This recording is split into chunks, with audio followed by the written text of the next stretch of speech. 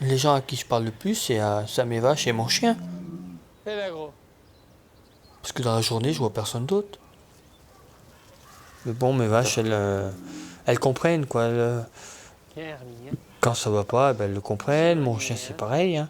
C'est le mois de juillet 2018, je suis sur la côte atlantique en vacances avec des amis. Tous les matins, je vais nager sur la même plage tout seul. Et tous les jours, je vois ce mec qui a les pieds dans l'eau, les bras croisés comme ça et qui regarde la mer. Et le 4e jour, je sors de l'eau, après avoir nagé, et il est à 2 mètres de moi. Et ni bonjour ni mer, je lui dis « mais tu devrais y aller, elle est pas froide ». Et il me dit « mais je sais pas nager ». Et je me sens un peu con, je lui dis « t'es en vacances », j'essaie de parler un peu avec lui. Et là, je comprends qu'il est agriculteur laitier en Auvergne, qu'il avait jamais vu la mer, il était jamais parti en vacances, qu'il peut pas se verser de salaire et qu'il bosse 18 heures par jour, qu'il n'a pas de dimanche, pas de vacances, pas de Noël, rien du tout. Oh là là! Oh là là, les filles! Venez vite, venez! Vous allez manger là. Au début, quand j'ai repris la ferme, les vaches, elles m'en ont fait voir de toutes les couleurs. Et puis au fil du temps, elles se sont calmées, elles se sont habituées à moi, tout ça. Maintenant, elles sont calmes, quoi. Parce que moi, je crie pas, je tape pas, ni rien, quoi. Et en fait, les bêtes, elles sont comme l'éleveur, tout simplement. Sa vie personnelle, c'est-à-dire que c'est pas de vie, en fait.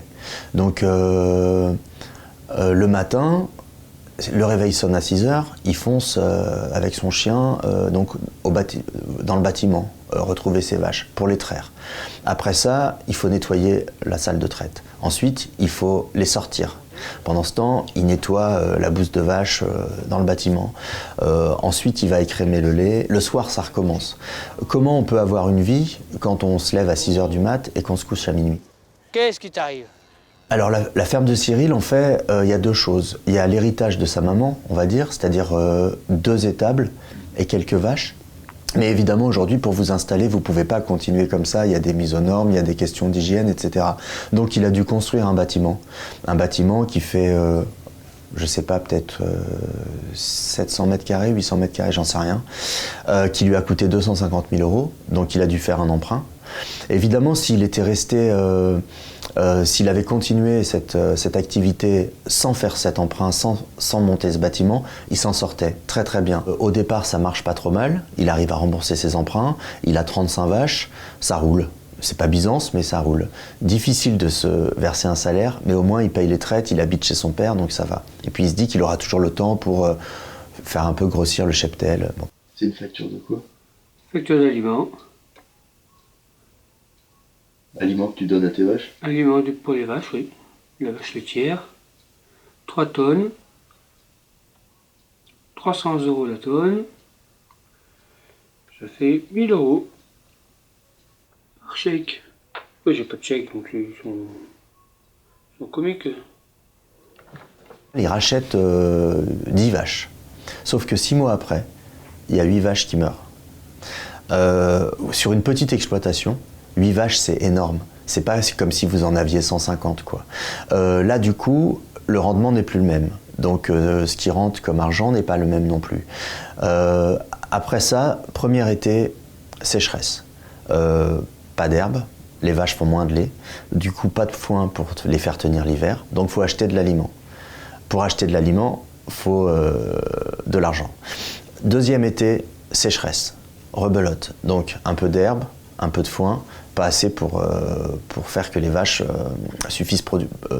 produisent suffisamment. Quand 2 années de suite, vous n'avez pas d'herbe, les vaches, elles peuvent pas manger. Si elles mangent pas, elles peuvent pas faire de lait. Si elles font pas de lait, vous n'avez pas d'argent, donc vous pouvez pas leur acheter de l'aliment l'hiver pour les nourrir. Et puis c'est la spirale, quoi, infernale. Et ce qu'il faut savoir, c'est que pour qu'il puisse vendre son lait, il faut qu'il fasse 300 litres 2 fois par semaine. S'il n'a pas ces 300 litres, Sodial ne se déplace pas pour venir le chercher. Qu'est-ce qu'on fait du lait? On l'écrème et on fait du beurre. Donc il a une vieille barrette centenaire, c'est magnifique à voir, on le voit dans le film, qu'il tourne à la main le soir jusqu'à 2 h du matin, quoi. Et après, il va vendre son beurre au marché le samedi matin, 3 € la plaquette. Et du coup, ça suffit pas pour s'en sortir? Ça suffit pas pour s'en sortir. Ça pourrait suffire s'il n'y avait pas ce bâtiment, cette mise aux normes et cet emprunt à rembourser. Et voilà. Merci beaucoup. C'est moi qui vous remercie. Au revoir, madame, merci. Ah, c'est tout fini. T'en as plus une heure. Ah ben non, fallait vous lever ce matin. Hein. Je suis 28 heures, moi. Ah ben moi, à 8h, il y a longtemps, j'étais levé. Puis 1h30 du matin, je suis levé, moi. Eh. Il ne l'a pas senti au départ. Bon, c'était compliqué, c'était difficile, il s'est dit je vais attendre l'été prochain, etc. Sauf qu'il était déjà endetté. Pendant ces 2 ans-là, il s'est endetté. Le courrier s'amoncelle, les huissiers commencent à envoyer des lettres au départ.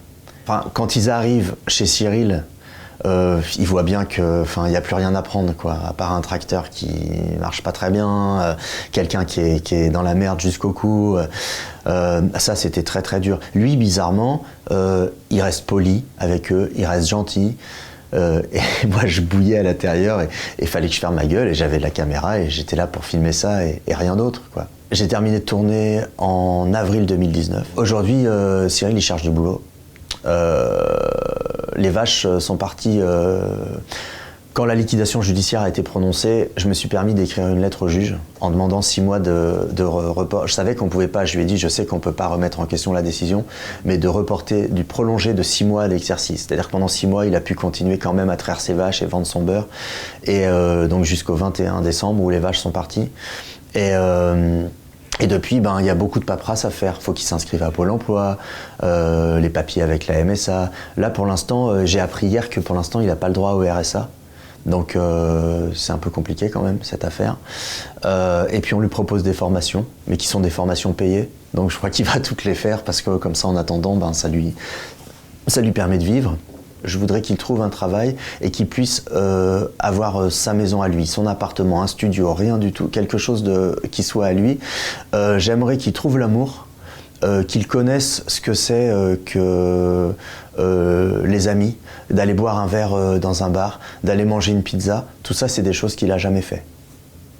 Ce que j'aimerais, pas faire passer de message, mais si juste les gens peuvent dire j'ai l'impression d'avoir passé 3 mois dans la vie de ce mec et de savoir aujourd'hui ce que c'est un petit agriculteur au fin fond d'une campagne, parce que ça existe encore et que je pense qu'il faut les soutenir et que quand on va faire les courses, on peut passer notre vie à dire que c'est la faute du gouvernement, des lobbies, etc. Ça fait 50 ans qu'on le dit. Alors moi, je voudrais dire à tout le monde, voilà, s'il y a un message, ce serait ça, quand vous allez faire vos courses, pensez à eux.